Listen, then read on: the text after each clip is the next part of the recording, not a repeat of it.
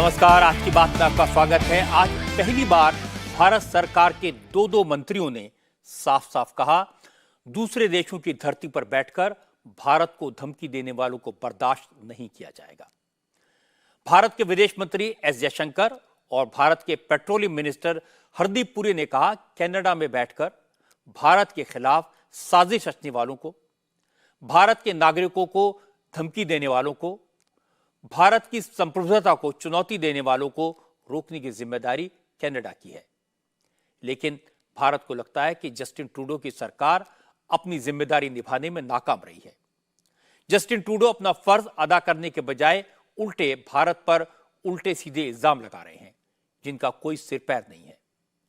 असल में financial times और वॉशिंगटन पोस्ट जैसे विदेशी अखबारों में एक खबर छपी, जिसमें कहा गया कि भारत के ऑपरेटिव्स खालिस्तानी आतंकवादी गुरपतवंत सिंह पन्नू को एलिमिनेट करने की कोशिश कर रहे थे, उसे मारने का प्रयास कर रहे थे, जिसे इंटरसेप्ट किया गया।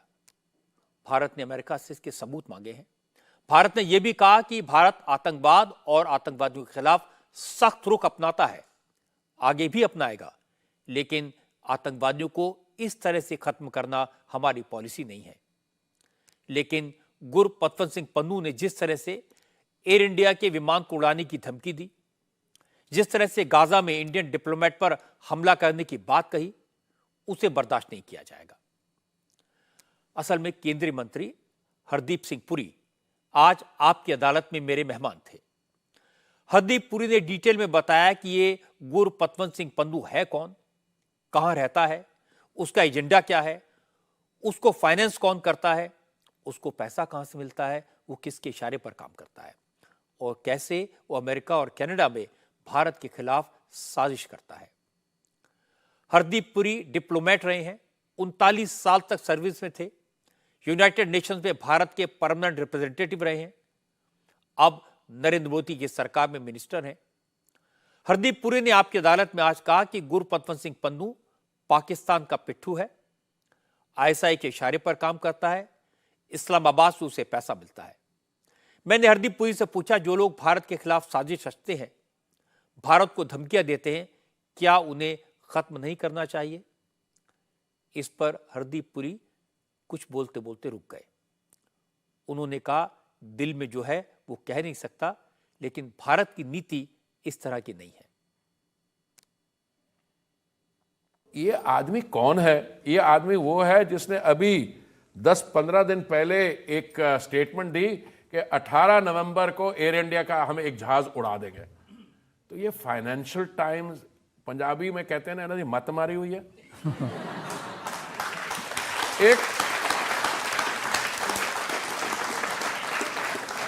एक आदमी जो एक ऑर्गेनाइजेशन है जिसका नाम है सीक्स फॉर जस्टिस या कुछ ऐसा, SFJ, जिसकी फंडिंग ओपनली ISI और पाकिस्तान से आती है, जो कोई हिंदुस्तानी जाए अपने नॉर्मल काम के लिए उसके हाथ में कागज पकड़ाए और ऐसी स्टेटमेंट करे।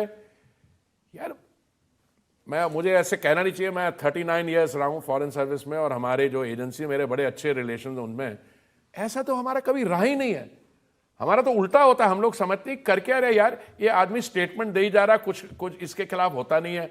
और अब उसने स्टेटमेंट दिया कि एयर इंडिया का जहाज 18, अब उसके बाद पंजाब सरकार ने, हमारी NIA ने केसेस किए हैं। तो इसलिए अगर नहीं, तो अब ये नहीं करते हमारे लोग ऐसे आदमी को उड़ा दे। देखिए, अब मैं कुछ मेरी दिल की बात है, मैं यहां पे करना नहीं चाहूंगा।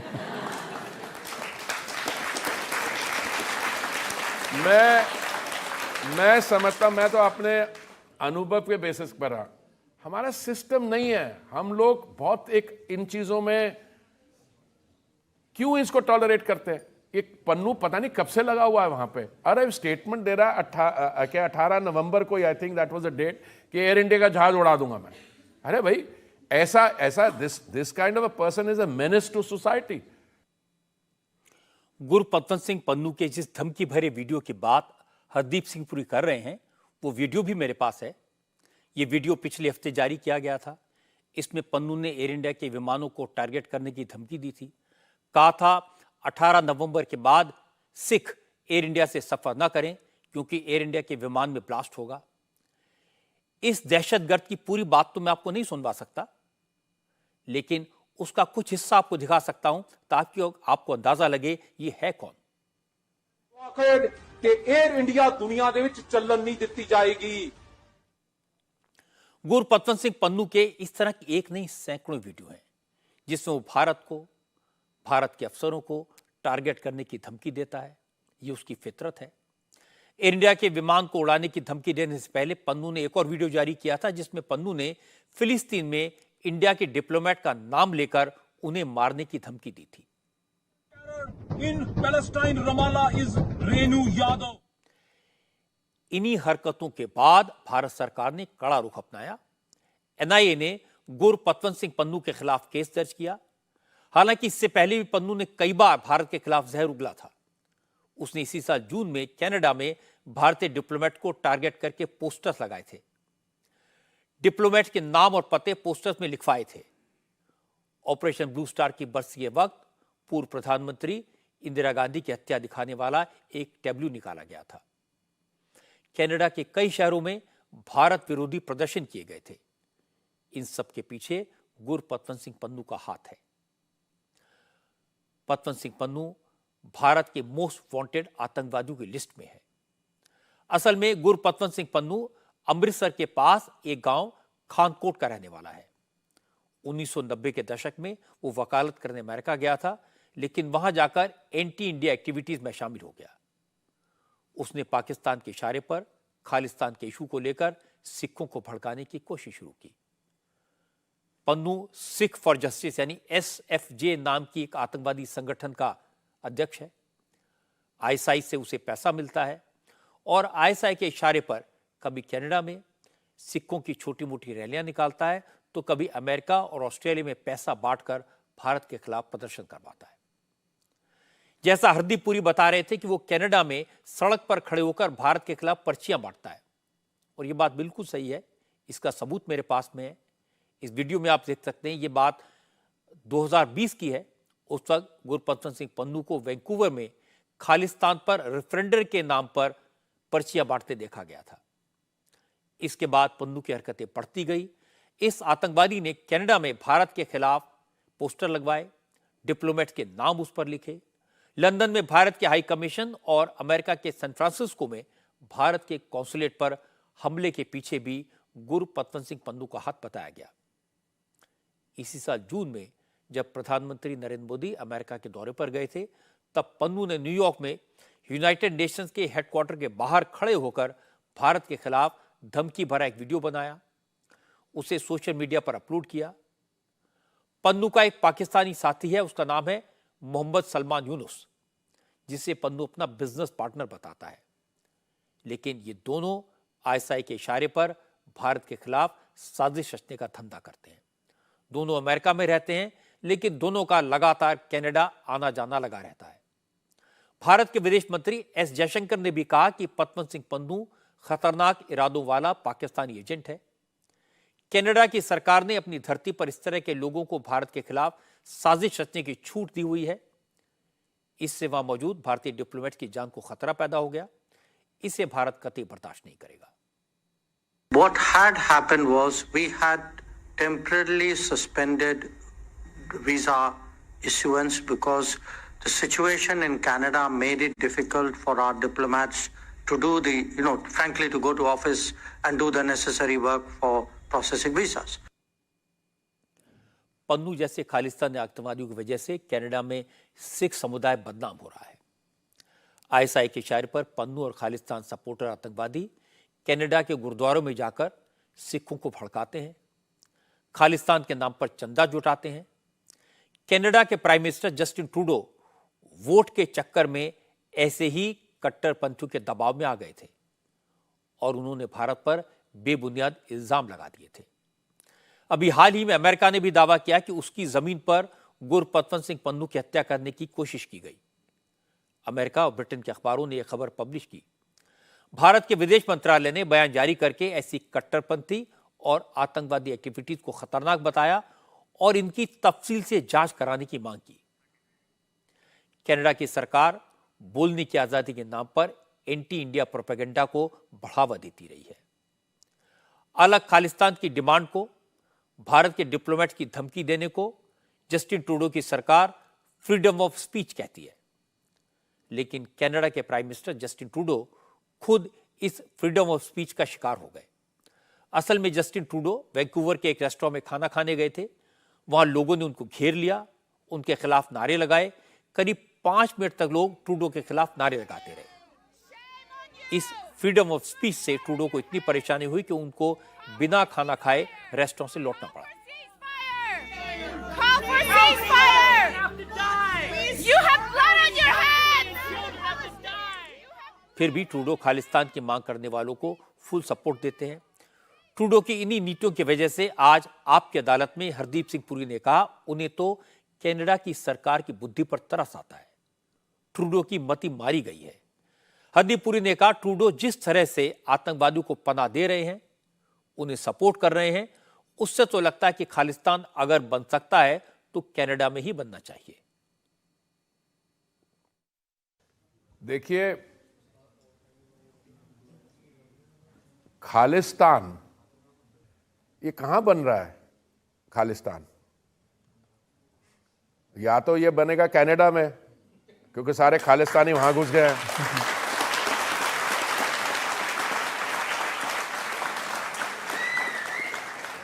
और मैं समझता हूं अगर खालिस्तान को, जिसको मैं कुकूलैंड कहता हूं, बेवकूफी की बात है ये। भारत में हमारा क्या इतिहास है? मैं अपने आप को बहुत गर्व से कहता हूं, हमारे 10वें गुरु गोविंद सिंह जी महाराज, उन्होंने क्या किया हमारी कौम के लिए। वहां से खालसा की स्थापना हुई। हमारी कितनी परसेंटेज है भारत के जनसंख्या में? 2% से कम होगी सिखों की। और देखिए भारत ने क्या नहीं किया हमारे लिए। अब उसमें से थोड़े से अजीब किस्म आ जाते हैं, see how lucky I am, I went to Canada, became a minister. Bharat में देखिए क्या है, कितना सम्मान मिला है, कितना नहीं है। और ये नहीं मैं कह रहा हूं कि इस वन वे है। कंट्रीब्यूशन कितनी है सिख्स की यहां पे? पंजाब में एग्रीकल्चर में आप देखिए, ट्रांसपोर्ट में, मेडिकल प्रोफेशन में, प्रोफेशंस में, लॉ में, आप लीगल प्रोफेशन से है। कितने ल्यूमरीज हमारे चीफ जस्टिस रहे, मेरे भाई मनिंदर, इतने एडवोकेट प्रैक्टिसिंग, दिल्ली हाईकोर्ट के जजेस। तो क्या कर रहे हैं? अभी जो आप उनकी पॉलिटिकल सिस्टम देखते हैं, ये भाई साहब जो है ट्रूडो जी, इनका भी पॉलिटिकल लाइफ लगता है कि थोड़ा सा टाइम बाउंड है। अगर बनाना है खालिस्तान, जल्दी बनाना हो, जब तक वो प्राइम मिनिस्टर है। उसके बाद वहां पे भी लोग आएगा, जो रिएक्शन आएगा ना, बाकी यूरोप को पता लगेगा। ये बड़े मूर्ख लोग हैं ये। आपकी अदालत में हरदीप पुरी ने न सिर्फ पन्नू जैसे आतंकवादियों का आईना दिखाया, उन्होंने कनाडा को भी चेतावनी दी। आपकी अदालत में हरदीप पुरी ने अपने 39 साल के लंबे डिप्लोमेटिक करियर के बहुत सारे अनुभव शेयर किए, कई राज खोले। जैसे हरदीप पुरी ने बताया कि जब उनकी पोस्टिंग कोलंबो में थी तो कैसे वो जाफना के जंगलों में जाकर प्रभाकरण से मिले थे। रात के अंधेरे में लैंडमाइंस के बीचों बीच उन्हें जाना पड़ा। कैसे प्रभाकरण को पीस अकॉर्ड के लिए तैयार किया, फिर जान पर खेलकर प्रभाकरण को हेलीकॉप्टर में बैठाकर भारत लाए। उस समय के प्रधानमंत्री राजीव गांधी से उनकी मुलाकात करवाई। आपकी अदालत में हरदीप पुरी की वाइफ लक्ष्मी पुरी भी आज मौजूद थी। लक्ष्मी उस समय कोलंबो में इंडियन हाई कमीशन में प्रेस सेक्रेटरी थी। उन्होंने बताया कि जब हरदीप जाफना के जंगलों में गए तो उन्हें डर तो लगा था, पर उन्हें भगवान पर पूरा भरोसा था। हरदीप पुरी ने बताया कि उन्होंने गुरु गोविंद सिंह को याद किया, गुरु की वाणी से उन्हें हिम्मत मिली। आपकी अदालत का यह पूरा एपिसोड आप देख सकेंगे कल रात 10 बजे। Please welcome union minister Hardeep Singh Puri. Congress के लोग कहते हैं राजनीति में आने के बाद में हरदीप जी को पता नहीं क्या हो गया है, राहुल गांधी गधा है कह दिया। मूर्खता 3 किस्म की होती है, साधारण ऑर्डिनरी, असाधारण एक्स्ट्राऑर्डिनरी, और एक चक्रवर्ती क्लास मूर्खता होती है। मैंने ये कहा। आपने ये ट्वीट कर दिया साला कांग्रेस। इटालियन भाषा में कॉन्फ्रेंस रूम को साला कांग्रेसी कहते हैं। राहुल गांधी ने तो प्रधानमंत्री को जेब कतरा कह दिया। उन्होंने कहा ये अटेंशन डाइवर्ट करते हैं और अडानी जी जेब काट लेते हैं। लगता है एट द वेरी मिनिमम इनको अडानी ऑब्सेशन हो गया है। यूनियन मिनिस्टर हरदीप सिंह पुरी आपकी अदालत में शनिवार रात 10 बजे। आज इजराइल और हमास के बीच चल रही जंग से बड़ी खबर आई। इजराइल ने आज गाजा पर बमबारी रोक दी। आज सुबह से 4 दिन का युद्ध विराम शुरू हो गया। अब दोनों तरफ से हॉस्टेजेस को छोड़ने का प्रोसेस शुरू हो गया है। इसकी पूरी अपडेट आपको दे देता हूं, लेकिन इससे पहले यह बता दूं कि इजराइल और हमास के बीच सीज फायर हो गया है। हमारे देश में कांग्रेस ने इजराइल के नाम पर चिंगारी लगाने का काम शुरू कर दिया है। कांग्रेस ने फिलिस्तीन के बहाने सरकार की विदेश नीति पर सवाल उठाया। केरल के कोझिकोड में कांग्रेस ने फिलिस्तीन के सपोर्ट में एक बड़ी रैली निकाली। इस रैली में कांग्रेस गठबंधन में शामिल इंडियन यूनियन मुस्लिम लीग को खास तौर पर बुलाया गया था। केरल के मालाबार रीजन में मुस्लिम आबादी ज्यादा है और पूरे उत्तरी केरल में मुस्लिम लीग का दबदबा है। मुस्लिम लीग भी कोझिकोड में हमास और फिलिस्तीन के सपोर्ट में रैली कर चुकी है, जिसमें जबरदस्त भीड़ जुटी थी। इसीलिए जब कांग्रेस ने अपनी रैली में भी मुस्लिम लीग को साथ लिया तो जाहिर है भीड़ तो जुटनी थी। इंटरेस्टिंग बात यह कि कांग्रेस की रैली फिलिस्तीन के सपोर्ट में थी। रैली के बाद कांग्रेस के नेताओं के जो भाषण हुए उसमें नाम फिलिस्तीन का था और निशाना प्रधानमंत्री नरेंद्र मोदी पर। कांग्रेस के महासचिव केसी वेणुगोपाल, पूर्व विदेश मंत्री शशि थरूर और केरल कांग्रेस के अध्यक्ष के सुधाकरण समेत तमाम नेताओं ने कहा इजराइल फिलिस्तीनियों पर बम बरसाकर इंसानियत का कत्ल कर रहा है और नरेंद्र मोदी इजराइल को सपोर्ट करके दुनिया भर में भारत की बदनामी करवा रहे हैं।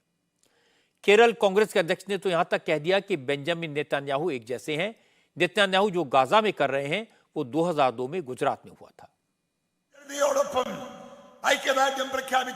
अब तक भारत फिलिस्तीन का समर्थन करता था, लेकिन नरेंद्र मोदी के आने के बाद वो स्टैंड बदल दिया गया। नरेंद्र मोदी कम्युनल हैं। गुजरात में क्या हुआ आपको पता है। जो गुजरात में तब हुआ वही आज गाजा में हो रहा है। इन धर्मांधों ने गुजरात में मुस्लिम समुदाय की दुकानों को लूट लिया था।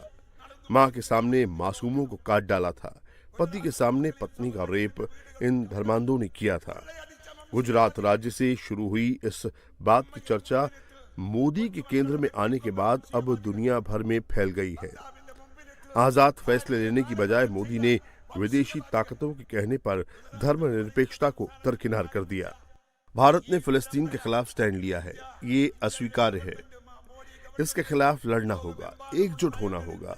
फिलिस्तीन की जनता की रक्षा सिर्फ वहां के लोगों की जिम्मेदारी नहीं है, बल्कि इस दुनिया की सभी धर्मनिरपेक्ष दलों की जिम्मेदारी है। इंडियन नेशनल कांग्रेस जैसे धर्मनिरपेक्ष दल का ये दायित्व निभाना है और इसमें हम सबको साथ देना है। इसके बाद कांग्रेस महासचिव केसी वेणुगोपाल बोले। वेणुगोपाल राहुल गांधी के बेहद करीबी माने जाते हैं। कांग्रेस संगठन में वेणुगोपाल का दबदबा है। रैली में वेणुगोपाल ने पूछा कि नरेंद्र मोदी को मुसलमानों पर जुल्म करने वाला इजराइल इतना अच्छा क्यों लगता है। वेणुगोपाल ने कहा मोदी सरकार की विदेश नीति सिर्फ चुनाव जीतने का जरिया बन गई है। अमेरिका से पहले नरेंद्र मोदी ने इजराइल को समर्थन देने का ऐलान कर दिया। इतनी जल्दबाजी क्या थी? इजराइल को लेकर इतना प्रेम क्यों है? क्यों नरेंद्र मोदी इजराइल से इतना प्यार करते हैं? यूएन में युद्ध विराम के प्रस्ताव का भी भारत ने समर्थन नहीं किया। पीएम नरेंद्र मोदी के इस फैसले ने देश को अपमानित किया। नेतन्याहू और नरेंद्र मोदी दोनों एक ही टाइप के हैं। एक आदमी ज़ायोनिज्म के नाम पर तो दूसरा धर्म के नाम पर। नरेंद्र मोदी की विदेश नीति अपनी पार्टी को चुनाव जिताने के पीआर एक्सरसाइज से ज्यादा और कुछ भी नहीं है। यही काम वहां नेतन्याहू कर रहे हैं। कोझिकोड की रैली में कांग्रेस के सांसद शशि थरूर भी थे। थरूर विदेश मंत्री रह चुके हैं, डिप्लोमेट हैं, यूनाइटेड नेशंस में भारत का प्रतिनिधित्व कर चुके हैं। इसलिए उन्होंने अपनी बात कूटनीतिक अंदाज में डिप्लोमेटिकली कही।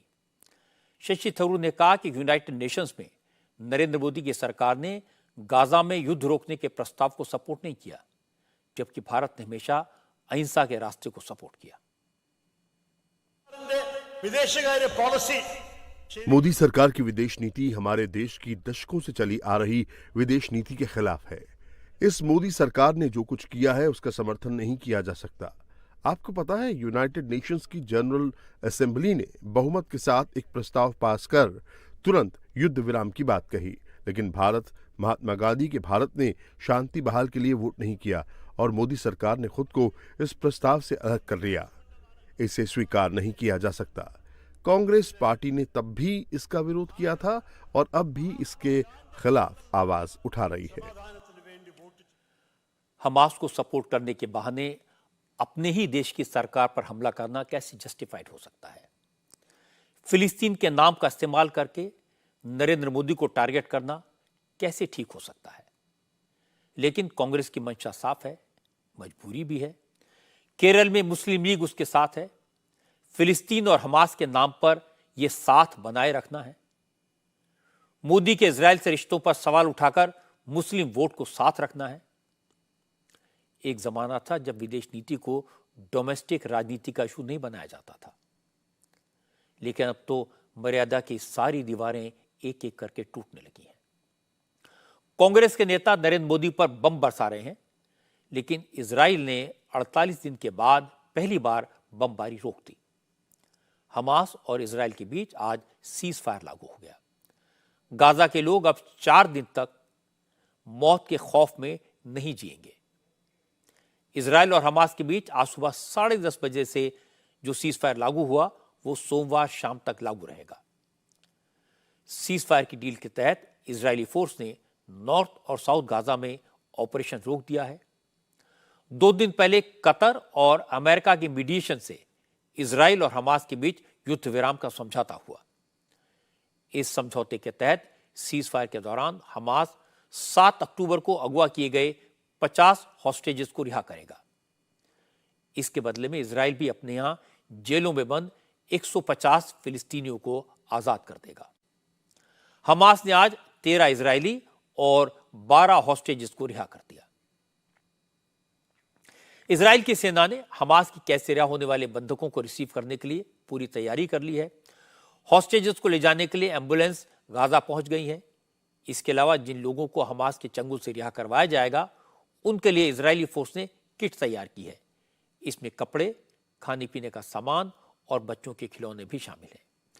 हमास ने 50 बंधकों को 4 अलग अलग ग्रुप में रिहा करने का वादा किया है। इन 50 हॉस्टेजेस में ज्यादातर महिलाएं और बच्चे होंगे। इजराइल भी डील के तहत 150 फिलिस्तीनियों को रिहा करेगा। फिलिस्तीन के नागरिक इजराइल की जेलों में कैद थे। पहले दिन 39 फिलिस्तीनी कैदी रिहा किए जा रहे हैं। इन सब को लेकर इजरायली सेना की एक वैन फिलिस्तीन के वेस्ट बैंक इलाके में पहुंच चुकी है। इन कैदियों को भारी सुरक्षा में वेस्ट बैंक की ओफर जेल में रखा गया है। हमास के रिहा करने के बाद जब हॉस्टेजेस इजराइल को रिसीव हो जाएंगे तब फिलिस्तीनी नागरिकों को भी वेस्ट बैंक के अधिकारियों को सौंप दिया जाएगा।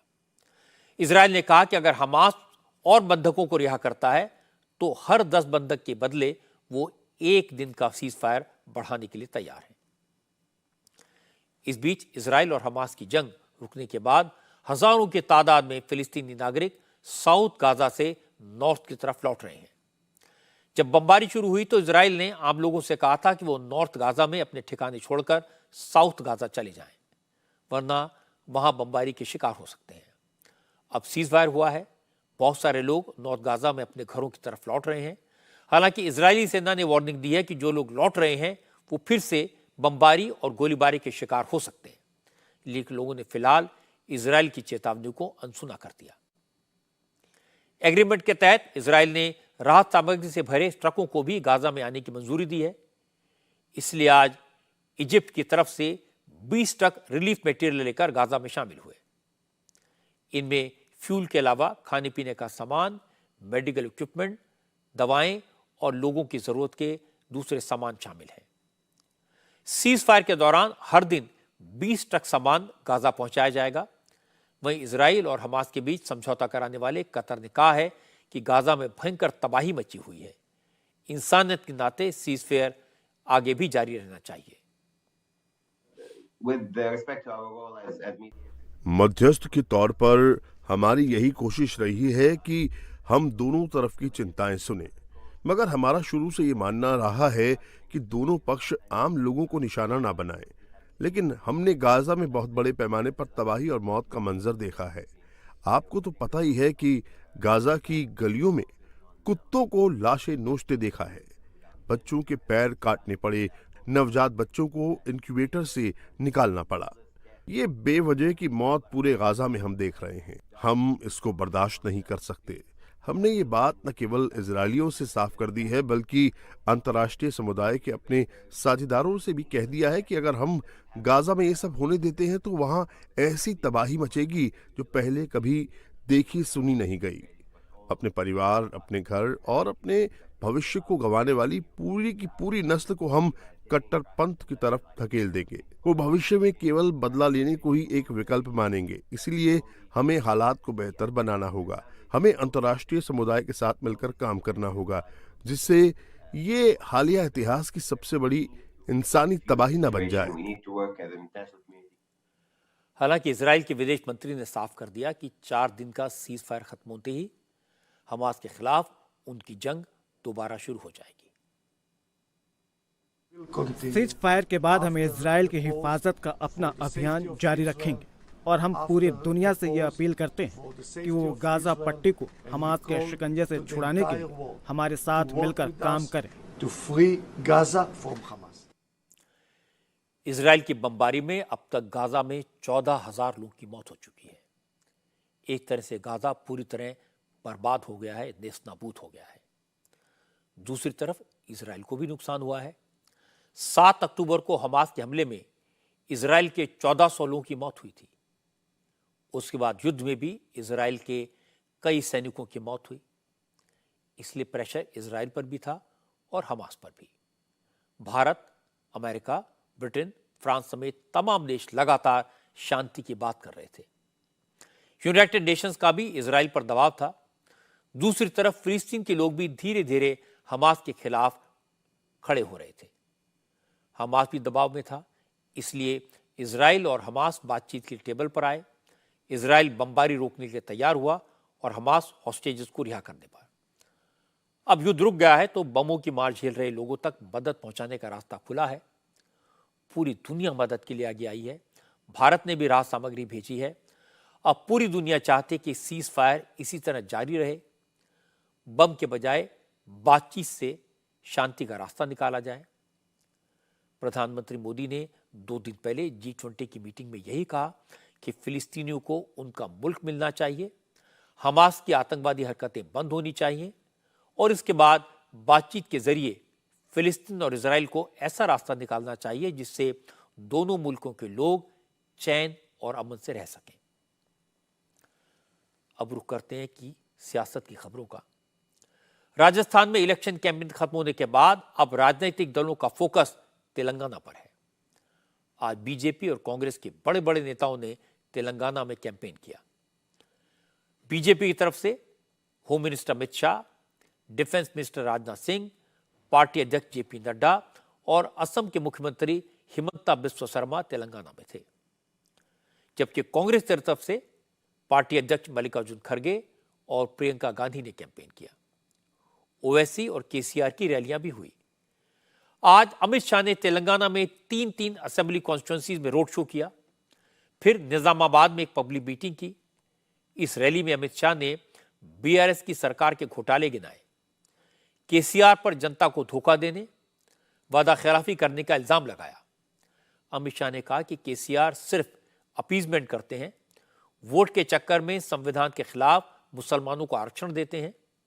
अमित शाह ने कहा कि बीजेपी सरकार में आई तो तेलंगाना में मुसलमानों को मिलने वाला 4% का आरक्षण खत्म करके ओबीसी और एसटी का रिजर्वेशन बढ़ा दिया जाएगा। केसीआर तुष्टीकरण की राजनीति करते हैं। केसीआर का चुनाव चिन्ह कार है। कार मालूम है ना आपको, कार है, मगर कार का स्टीयरिंग केसीआर के हाथ में नहीं है, ये ओवैसी बंधुओं के हाथ में है। उसकी सरकार वो चलाते हैं। उन्होंने 4% रिजर्वेशन मुसलमानों को दिया है।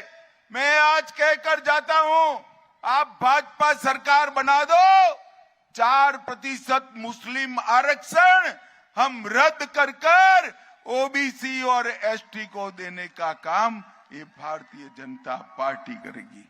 केसीआर ने गत चुनाव में कहा था हम दलित मुख्यमंत्री बनाएंगे, 2014 में कहा था, मगर नहीं बनाया। आज मैं आप सबके बीच में कहकर जाता हूं, आप भारतीय जनता पार्टी की सरकार बनाओ, हम बैकवर्ड क्लास से मुख्यमंत्री बनाने का काम करेंगे, बैकवर्ड क्लास से।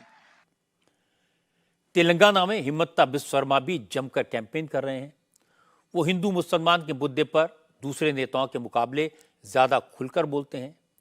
हिमंता ने आज करीमनगर और विकाराबाद में रोड शो किए। रोड शो के दौरान हिमंता ने कहा कि बीआरएस और कांग्रेस दोनों एक ही थाली के चट्टे बट्टे हैं, दोनों मुसलमानों को खुश करने में लगे हैं, लेकिन हिंदुओं की कोई बात ही नहीं करता। हिमंता ने भी कहा अगर बीजेपी पावर में आई तो तेलंगाना में सबसे पहले मुस्लिम रिजर्वेशन खत्म करेगी। बीआरएस भी बोलते हैं कि हम मुसलमानों को रिजर्वेशन देगा, कांग्रेस भी बोलते हैं हम मुसलमानों को रिजर्वेशन दूंगा, लेकिन कोई नहीं बोलते हैं कि हम हिंदू को रिजर्वेशन दूंगा।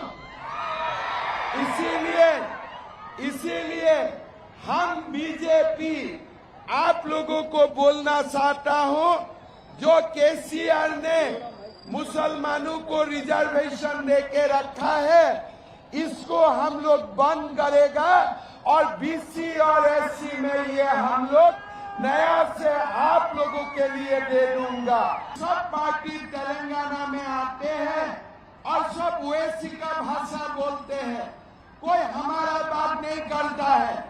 यहाँ में कांग्रेस आते हैं, बोलते हैं हम मुसलमानों को रिजर्वेशन दूंगा, केसीआर बोलते हैं हम मुसलमानों के लिए आईटी पार्क बनाऊंगा।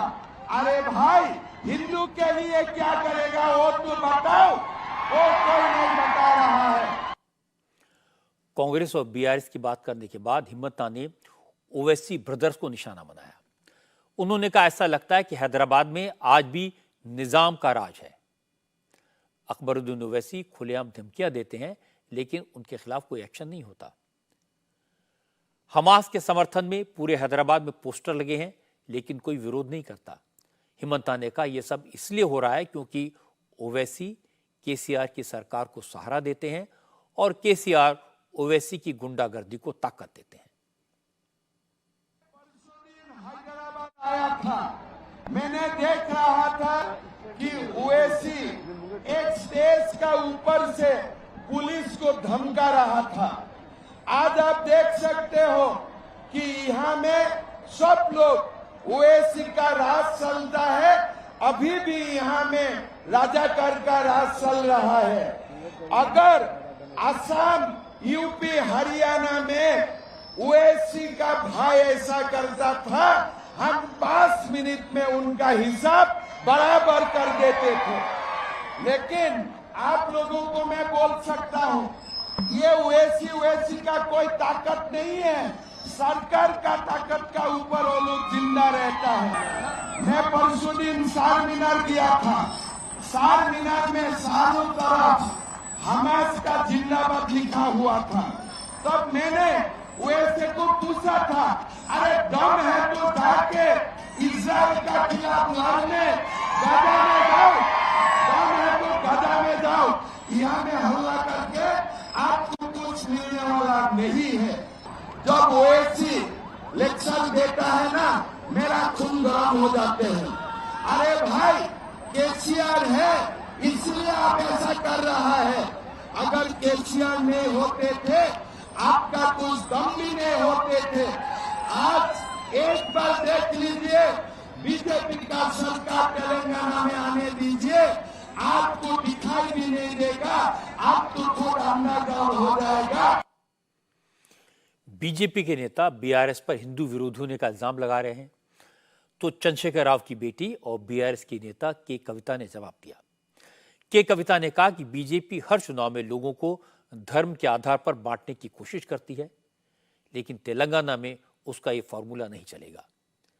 के कविता ने कहा यह सही है कि तेलंगाना में मुसलमानों को रिजर्वेशन मिलता है, लेकिन ये धर्म के आधार पर नहीं, इकोनॉमिक सिचुएशन के आधार पर है। यहाँ धर्म के ऊपर पॉलिटिक्स नहीं चलता है तेलंगाना में। तेलंगाना का सोशल फैब्रिक अलग है। यहाँ मुद्दा सिर्फ डेवलपमेंट का होता है। मुद्दा अगर इवन आरक्षण की हो या जो भी बात हो, वो सिर्फ फाइनेंशियल स्टेटस के ऊपर ही होता है। तो किसी को भी आरक्षण हमें देना है तो फाइनेंशियल स्टेटस उनका कैसा है वो सोच के, उसको देख के ही आरक्षण का हम हमेशा रिकमेंडेशन देते हैं। तो हम ये कहते हैं कि अननेसेसरी मुद्दा उठा के लोगों को पोलराइज करने की कोशिश दोनों पार्टियां कर रही है। इसमें तो कोई दो राय नहीं है कि तेलंगाना में मुसलमानों को आरक्षण केसीआर ने वोट बैंक के चक्कर में दिया। असदुद्दीन ओवैसी इसे अपनी बड़ी उपलब्धि के तौर पर पेश करते हैं। तेलंगाना के अलावा केरल, तमिलनाडु और आंध्र प्रदेश में भी आर्थिक आधार पर मुसलमानों को पिछड़े वर्ग में शामिल करके आरक्षण दिया गया है। ये मामले सुप्रीम कोर्ट में भी पहुंचे। ये वो राज्य हैं जहां पर बीजेपी का कोई खास आधार नहीं है, लेकिन कांग्रेस इस मुद्दे पर इसलिए खामोश है क्योंकि कर्नाटक में कांग्रेस की सरकार ने भी मुस्लिम आरक्षण का प्रोविजन किया था, लेकिन बीजेपी ने सत्ता में आने के बाद इसे खत्म कर दिया और अब कांग्रेस उसे दोबारा लागू करने की हिम्मत नहीं जुटा पाई है।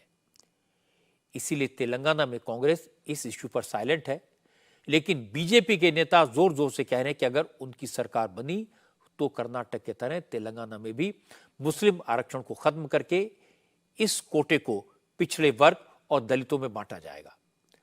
और यह बात केसीआर के लिए मुश्किल पैदा कर सकती है क्योंकि मुस्लिम, दलित और पिछड़ों तीनों को वो अपना वोट बैंक मानते हैं। अब आपको प्रियंका गांधी की बात सुनवाता हूं। आज प्रियंका गांधी ने पालाकुर्ती में रैली की। पालाकुर्ती की रैली में प्रियंका ने कहा कि केसीआर की सरकार की एक्सपायरी डेट आ गई है क्योंकि केसीआर ने 10 साल में सिर्फ अपने परिवार का भला किया। प्रियंका ने कहा कि तेलंगाना का भला सिर्फ कांग्रेस कर सकती है और कांग्रेस अपनी गारंटीज को जरूर पूरा करेगी। आपका प्रदेश नया प्रदेश है। 10 साल पहले ही बना और 10 सालों से आपके प्रदेश में बीआरएस की सरकार है। देखिए, हर स्तर पर, चाहे महिलाओं के साथ, किसानों के साथ, युवाओं के साथ, हर स्तर पर आपके साथ अन्याय हो रहा है। जो केसीआर जी की सरकार है, जो 10 सालों के लिए यहाँ चल रही है, उसकी एक्सपायरी डेट हो चुकी है। आप जब दवाई खरीदने जाते हो ना, दुकान में दवाई खरीदने जाते हो, उस पे डेट लिखा होता है, कितने साल का डेट होता है। बीआरएस सरकार की डेट निकल चुकी है। ये बात अमित शाह ने भी अपनी पब्लिक मीटिंग में कही, लेकिन अमित शाह ने यह भी कहा कि कांग्रेस और केसीआर में ज्यादा फर्क नहीं है। तेलंगाना में केसीआर जो 10 साल से कर रहे हैं वही काम कांग्रेस ने उन राज्यों में किए जहां उसकी सरकारें हैं। एक कांग्रेस पार्टी और केसीआर की पार्टी बीआरएस ये तेलंगाना को एक नंबर का राज्य नहीं बना सकते क्योंकि वहां मंत्री बनाने के लिए डाइनिंग टेबल पर टेंडर निकालकर कोटेशन मांगकर कौन ज्यादा पैसा देता है वो मंत्री बनता है। जो जनता का आदमी है वो मंत्री नहीं बनता है। केसीआर को कौन पैसा देगा, कांग्रेस पार्टी को कौन पैसा देगा, वो मिनिस्टर बनता है। ये भ्रष्टाचारी केसीआर को हटाने का समय आ गया है। ये केसीआर की सरकार ने भ्रष्टाचार करने में कोई कमी नहीं छोड़ी। मियापुर भूमि घोटाला, 4000 करोड़ का स्कैम, आउटर रिंग घोटाला, कालेश्वरम परियोजना घोटाला, कविता जी का शराब घोटाला, चेवेल्ला में 1000 करोड़ का घोटाला, ग्रेनाइट घोटाला, सीएजी ऑडिट में पता चला कि कार्तिकीय मिशन में 22,000 करोड़ रुपया खर्च होने के बाद भी काम समाप्त नहीं होता है। अमित शाह ने कांग्रेस और बीआरएस को एक जैसा बताया तो जवाब में कांग्रेस अध्यक्ष मल्लिकार्जुन खड़गे ने कहा, कांग्रेस के खिलाफ सब एकजुट हो गए हैं। कांग्रेस को हराने के लिए बीजेपी, बीआरएस और एआईएमआईएम साथ साथ आ गए हैं। खड़गे ने कहा, उन्हें पूरा यकीन है कि तेलंगाना की जनता अब इनके बहकावे में नहीं आएगी। हमारे हैदराबाद में, तेलंगाना में 3 लोग आए, A B C. A BJP, B KCR, C MIM. ये तीनों मिलकर हम हमारे खिलाफ लड़ रहे हैं, इनके खिलाफ। अरे भाई, 3 लोग ये मिलके इनके खिलाफ लड़ना, और वो 3 लोग अलग है। और वो कौन से? हमारे पार्टी के खिलाफ लड़ने वाले, वो है ईडी, वो है सीबीआई, वो है इनकम टैक्स। ये हमारे पीछे लगा दिए। केसीआर और बीजेपी, एमआईएम एक हो गए, अंदर से एक है। जैसे हाथी के दांत दिखाने के एक होते हैं, खाने के एक होते हैं, वैसा ही है इनका। कहने का एक, बोलने का एक, और दूसरे तरफ उनको जो होना है वही काम वो करते हैं। बीआरएस की तरफ से के कविता ने मल्लिकार्जुन खड़गे को भी जवाब दिया। कविता ने कहा कि कांग्रेस बीआरएस को बीजेपी की बी टीम कहती है और बीजेपी कांग्रेस की। के कविता ने कहा, ये दोनों पार्टियां बीआरएस से डर गई हैं, वरना यह तो सबको पता है कि तेलंगाना में ओवैसी की पार्टी और बीआरएस मिलकर चुनाव नहीं लड़ती। के कविता ने कहा कि ओवैसी न तो कांग्रेस की बी टीम है न बीजेपी की, ओवैसी बीआरएस की बी टीम है। एआईएमआईएम हमारी फ्रेंडली पार्टी है, अब से नहीं 10 सालों से है, लेकिन हम अलायंस में कभी नहीं थे। वो हमारी फ्रेंडली पार्टी है, डिक्लेयर्ड स्टेटस है हमारा, और हम उनके साथ फ्रेंडली एटीट्यूड मेंटेन करके रखते हैं। और जहाँ तक कांग्रेस और बीजेपी का सवाल है, कांग्रेस और बीजेपी का इश्यू ये है कि they don't want any other political party to come to power. तो बीआरएस की जिस तरह पॉपुलैरिटी ग्रो कर रही है महाराष्ट्र में, मध्य प्रदेश में, देश भर में जो बातें चल रही है बीआरएस की, यहाँ तक प्रधानमंत्री जी भी हमारे रैतु बंधु स्कीम को कॉपी करके पीएम किसान सम्मान निधि करके उन्होंने देश भर में लागू किया। और एक 17-18 स्टेटों में ये हमारे रैतु बंधु को इमिटेशन करके किसी न किसी तरीके से फाइनली देश में पूरा पॉलिटिकल सिस्टम तेलंगाना के वजह से फार्मर्स के बारे में सोचने लगी है। तो ये इन दोनों पार्टीज को हजम नहीं होता है, तो इसलिए ये दोनों पार्टी हमारे ऊपर कहते रहते कि आप इनके बी टीम हो, आप उनके बी टीम हो। But we are not anybody's B team, we are Telangana people's team. इस मसले पर ओवैसी भी हर रैली में सफाई देते हैं और बड़े इंटरेस्टिंग अंदाज में देते हैं। वो कहते हैं कि कांग्रेस उन्हें बीजेपी की लैला कहती है और बीजेपी उन्हें कांग्रेस की लैला बताती है। जनता समझ रही है कि रजियां फंस गई गुंडों में। ओवैसी दिन भर डोर टू डोर कैंपेन करते हैं और देर शाम पब्लिक मीटिंग्स को एड्रेस करते हैं। आज उनकी जो पब्लिक मीटिंग 4 बजे होनी थी वो अब तक नहीं हो पाई है, इसलिए आज मैं आपको उनकी बात नहीं सुनवा पाया। लेकिन एक बात साफ है, तेलंगाना में मुकाबला कांग्रेस और केसीआर के बीच ही है। तेलंगाना में 10 साल से केसीआर की सरकार है, उनके खिलाफ लोगों में नाराजगी भी है। कांग्रेस को उम्मीद है उसे एंटी इनकम्बेंसी का फायदा मिलेगा, जबकि बीजेपी की कोशिश है कि वो केसीआर और कांग्रेस की ताकत को कम करके तेलंगाना में अपनी इतनी जगह बना ले कि सरकार किसकी बननी है ये चाबी उसके हाथ में आ जाए। जम्मू कश्मीर के राजौरी में 2 दिन से आतंकवादियों के साथ हमारी सिक्योरिटी फोर्सेस का एनकाउंटर चल रहा है। आतंकवादी जंगली इलाके में पहाड़ी की एक छोटी सी गुफा में छुपे हुए हैं। अब तक इस एनकाउंटर में 2 दहशतगर्द मारे जा चुके हैं, लेकिन दुख की बात है कि इस एनकाउंटर में हमारे 5 जांबाज फौजी भी शहीद हो गए। सिक्योरिटी फोर्सेस को राजौरी के कालाकोट इलाके में आतंकवादियों के छुपे होने की खबर मिली। जब कॉम्बिंग ऑपरेशन शुरू हुआ तो ऊंचाई पर बैठे टेररिस्ट ने फायरिंग शुरू कर दी और हमारे जवान उसकी चपेट में आ गए। हालांकि बाद में उनको घेर कर 2 आतंकवादियों को मार दिया गया और जो दहशतगर्द मारे गए हैं ये दोनों पाकिस्तानी हैं। दोनों को पाकिस्तान की फौज ने ट्रेनिंग दी है। मारे गए आतंकवादियों में एक की पहचान लश्कर-ए-तैयबा के टॉप कमांडर कारी के तौर पर हुई है। ये दहशतगर्द कश्मीर में 10 बेगुनाह कश्मीरियों और 5 आर्मी जवानों की हत्या में भी शामिल रहा है।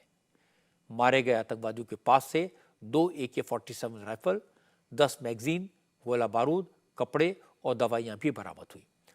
आज सेना के अफसरों ने बताया कि जो आतंकवादी मारे गए हैं इनकी डिटेल आर्मी के पास थी। ये दोनों ISI के संपर्क में थे। दोनों को पाकिस्तानी आर्मी से रावलपिंडी के साथ साथ अफगानिस्तान में भी ट्रेनिंग मिली थी। ये दोनों ही टेररिस्ट फॉरेन टेररिस्ट थे, जिनमें से एक था जो कि कारी था। वो बहुत ही वांटेड टेररिस्ट था और ये यकीन में आया है कि इन्होंने पाकिस्तान और अफगानिस्तान के इलाके में इन्होंने ट्रेनिंग हासिल की है। और कारी एक ID एक्सपर्ट भी है और एक बहुत ट्रेंड स्नाइपर भी है। काफ़ी विश्वसनीय सूत्रों से यह भी पता चला है कि कारी मास्टरमाइंड था सिविलियन किलिंग्स जो कि डांगरी में हुआ था इस साल जनवरी में भी। इसके अलावा कांडी के इलाके में जो सिक्योरिटी फोर्सेस के ऊपर भी जो हमला किया गया था, इसके ऊपर भी कारी का शामिल होने का खबर मिला है। इस ऑपरेशंस में भारी मात्रा में गोला बारूद, युद्ध का सामान रिकवर किया गया है, जिससे भी ये अंदाजा लगाया जा सकता है कि इन टेररिस्ट की ये प्लानिंग थी कि इस टेरर एक्टिविटीज को यहाँ पे और बढ़ाया जाए और सिविलियन पॉपुलेशन को अंदर दहशत फैलाया जाए।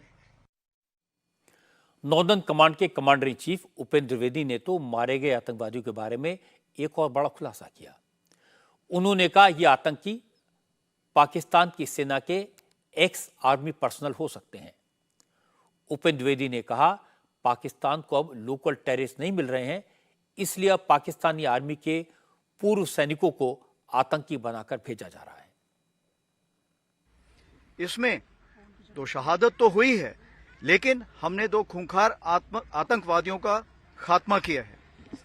इन आतंकवादियों ने डांगरी में या कांडी में या राजौरी TCP में निहत्थे सिविलियंस की हत्या की थी और इसलिए इनका खात्मा करना बहुत जरूरी था। इनकी ट्रेनिंग कई देशों में हो सकता है हुई हो, पाकिस्तान, अफगानिस्तान हो सकता है वहां भी इनकी ट्रेनिंग हुई हो और ये काफी ट्रेंड फॉरेन टेररिस्ट थे और इसलिए इनको खत्म करने में थोड़ा वक्त लगा, लेकिन हमारे बहादुर जवानों ने प्राणों की चिंता ना करते हुए भी ये सराहनीय कार्य किया। देखिए, कुछ की जब हमने पहचान करने की कोशिश की तो कुछ ऐसे हमें मिले कि वो रिटायर्ड फौजी थे। जहां तक यहाँ पर जो अभी ऑपरेशंस चल रहे हैं, पाकिस्तान की कोशिश होती है क्योंकि यहाँ पर लोकल रिक्रूट्स नहीं हैं और वो फॉरेन टेररिस्ट लाके यहाँ पे कार्रवाई करना चाहते हैं, तो इसलिए हमारी कोशिश यही है कि जितने भी फॉरेन टेररिस्ट हैं उनका खात्मा उनको खत्म। पाकिस्तान की इन हरकतों के बारे में आज मैंने आपकी अदालत में केंद्रीय मंत्री हरदीप सिंह पुरी से भी सवाल पूछे। हरदीप पुरी ने बताया कि पाकिस्तान के पास अपने लोगों को खिलाने के लिए अनाज नहीं है, बिजली नहीं है, लेकिन फिर भी वो इस तरह की आतंकवादी गतिविधियों को बढ़ावा दे रहा है। पाकिस्तान की यही गुस्ताखी एक दिन उसके टुकड़े टुकड़े कर देगी। हमारे पड़ोस में पाकिस्तान, जहां खाने के लाले पड़े हैं, रोटी नहीं मिलती है, लोग रोते हैं, हम हर रोज टीवी पर देखते हैं, इसके बावजूद वो नहीं मानते, घुसपैठ करते हैं, यहां भेजते हैं आतंकवादियों को। देखिए, जब एक देश, कोई भी देश जब कोलैप्स के स्टेज में आ जाए, मतलब बिल्कुल गिरने के स्टेज में आ जाए, तो ये कहना कि फिर वो अपना रवैया बदल लेंगे, मैं नहीं मानता हूं ये होता है।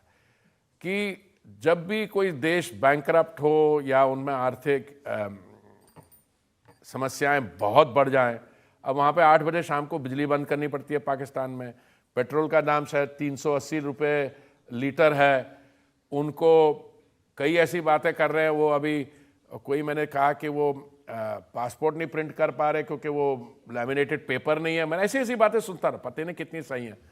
पाकिस्तान की स्थिति इतनी खराब कभी भी नहीं हुई और इस समय पाकिस्तान में जो माहौल है वो एक डेस्परेशन का माहौल है, इसलिए ये घुसपैठ ये तो चलता रहेगा। पर मैं फ्यूचर में क्या होगा, पर मुझे लगता है कि आने वाले समय में अब पाकिस्तान में ही लोग कह रहे हैं कि आपने बड़ा अच्छा किया, हमारे साथ नहीं थे, नहीं तो हम आपको वहां ऊपर पहुंचने तक भी रोक देते। हरदीप पुरी लंबे समय तक अमेरिका में रहे। उन्होंने पाकिस्तानी डिप्लोमेट्स के साथ डील किया है। उनकी डिप्लोमेट वाइफ लक्ष्मी पुरी पाकिस्तान में पोस्टेड रही हैं।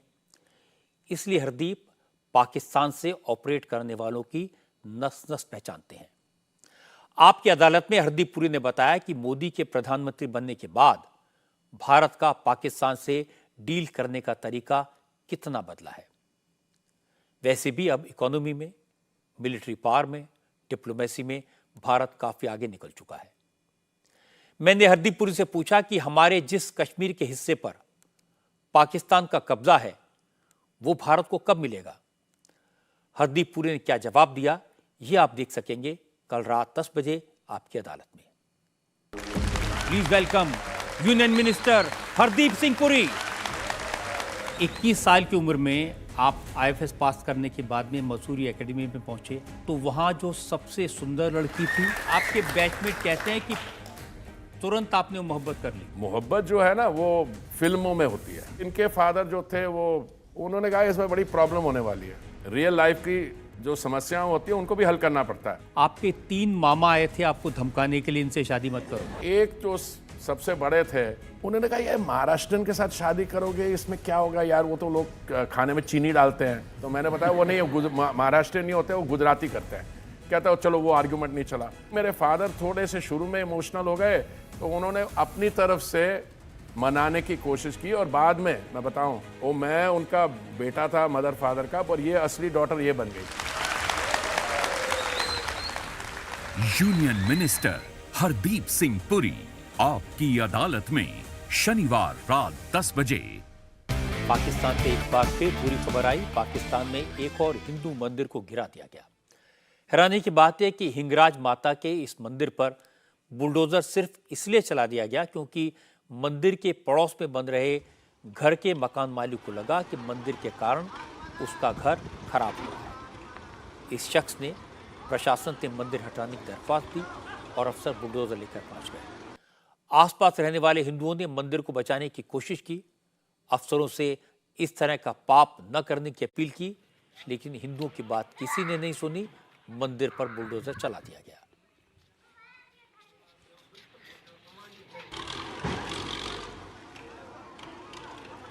जब ये खबर फैली तो सिंध में हिंदुओं ने सड़कों पर उतरकर प्रदर्शन किए, हिंदुओं पर जुल्म बंद करने की अपील की। पाकिस्तान के हिंदुओं ने इल्जाम लगाया कि एक एक करके उनके धार्मिक स्थल को गिराया जा रहा है और लोकल प्रशासन के लोग इसमें कट्टरपंथियों की पूरी मदद करते हैं। पाकिस्तान के हिंदू क्रिकेटर दानिश कनेरिया ने भी मंदिर ढाए जाने के खिलाफ आवाज उठाई, अपने देश की सरकार से इस मामले में दखल देकर मंदिर को रिस्टोर करने की मांग की।